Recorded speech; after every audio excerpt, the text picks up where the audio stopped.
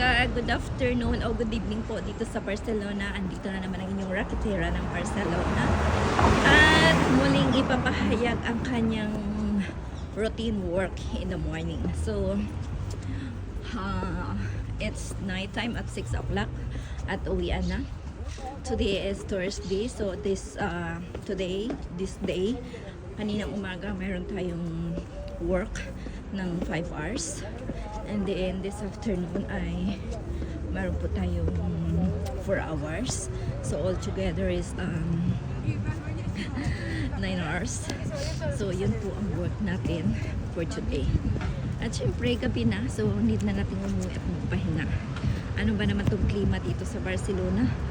Ay malamig, mainit, malamig, mainit. Kaya alam mo yung minsan hindi mo alam kung ano yung maisusuot mo. Kasi hindi mo alam yung klima.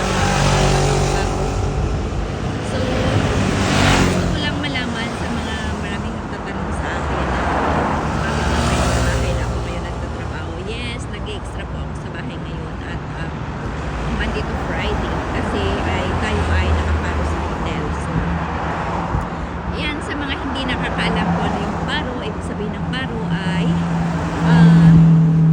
nagtatrabaho ka dati sa empresa tapos wala ka ng work. So, kung ano yung magiging sahod mo dati sa hotel ay magiging sahod mo rin or depends kung ilang years ka nagtrabaho. So, ganun din yung like for example, nagtrabaho ko sa empresa ng 2 years.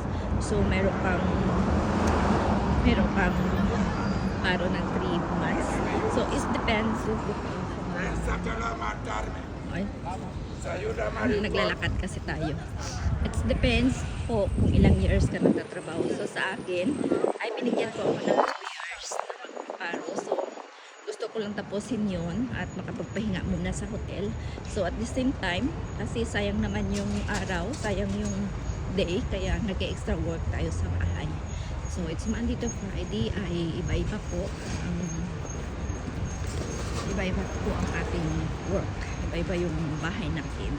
So, tinatanggap ko lang yung per oras kasi hindi ako tumatanggap ng mahabang oras. Kasi, nakakapagod din yun. So, yeah, every Monday, ibang bahay. Tuesday, iba din. And, okay lang. So, yeah.